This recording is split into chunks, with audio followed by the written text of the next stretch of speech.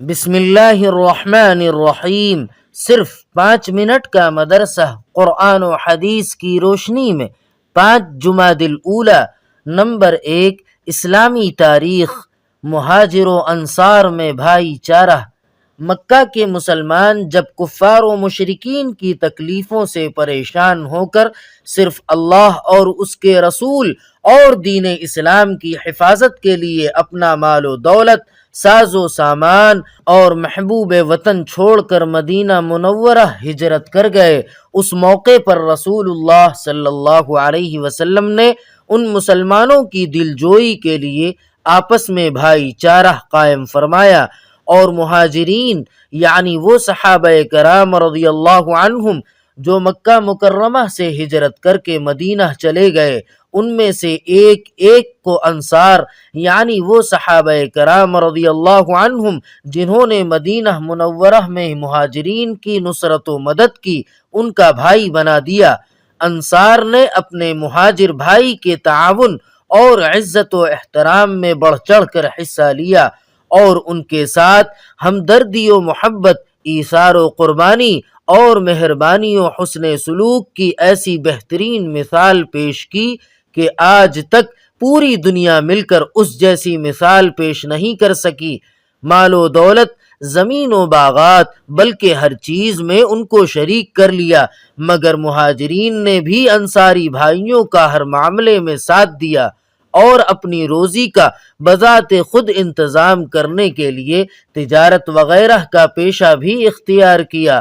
بہرحال یہ رشتہ مواخات اسلامی تاریخ میں اتحاد و اتفاق اور قومی یکجہتی کی ایسی مثال تھی جس نے نسل و رنگ، وطن و ملک اور تہذیب و تمدن کے سارے امتیاز کو عملی طور پر ختم کر ڈالا۔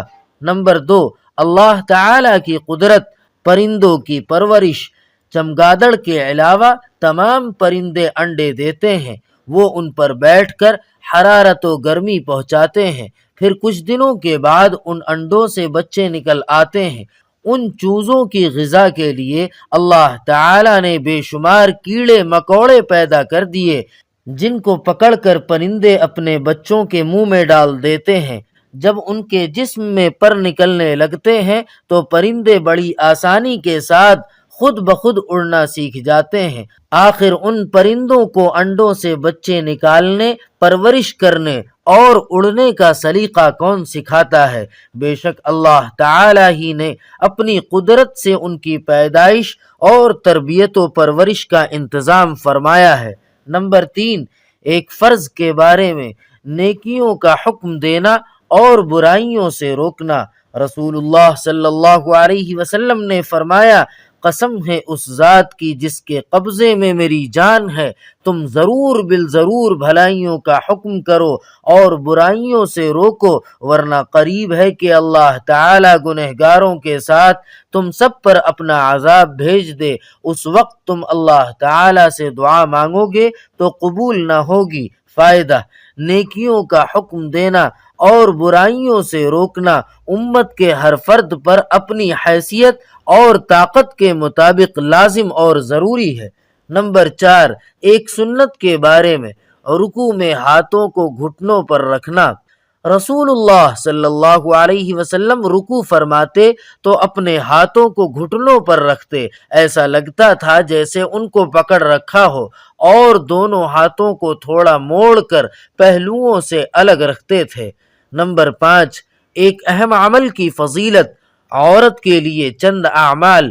رسول اللہ صلی اللہ علیہ وسلم نے فرمایا، جب عورت 5 وقت کی نماز پڑھتی رہے اور اپنی عزت و حفاظت کرتی رہے اور اپنے شوہر کی فرما برداری کرتی رہے تو وہ جنت کے جس دروازے سے چاہے داخل ہو جائے۔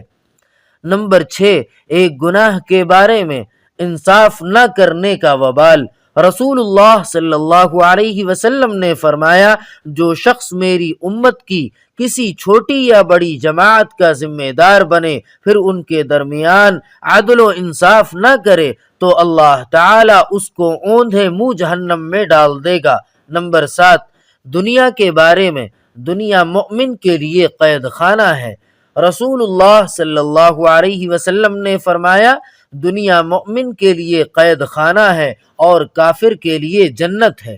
فائدہ: شریعت کے احکام پر عمل کرنا، نفسانی خواہشوں کو چھوڑنا، اللہ اور اس کے رسول کے حکموں پر چلنا نفس کے لیے قید ہے، اور کافر اپنے نفس کی ہر خواہش کو پوری کرنے میں آزاد ہے، اس لیے گویا دنیا ہی اس کے لیے جنت کا درجہ رکھتی ہے۔ نمبر 8، آخرت کے بارے میں، جنت کے پھل اور درختوں کا سایہ۔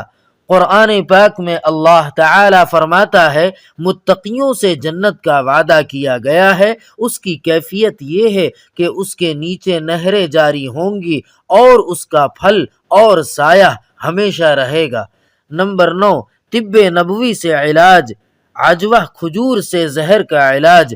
رسول اللہ صلی اللہ علیہ وسلم نے فرمایا عجوہ جنت کا پھل ہے اور اس میں زہر سے شفا ہے۔ نمبر 10، قرآن پاک کی نصیحت۔ قرآن پاک میں اللہ تعالی فرماتا ہے اللہ تعالی عدل و انصاف اور اچھا سلوک کرنے اور رشتہ داروں کو مالی مدد کرنے کا حکم دیتا ہے، اور بے حیائی، ناپسند کاموں اور ظلم و زیادتی سے منع کرتا ہے۔ وہ تمہیں ایسی باتوں کی نصیحت کرتا ہے تاکہ تم ان کو یاد رکھو۔ سبحان ربک رب العزت عما یصفون وسلام علی المرسلین والحمد للہ رب العالمین۔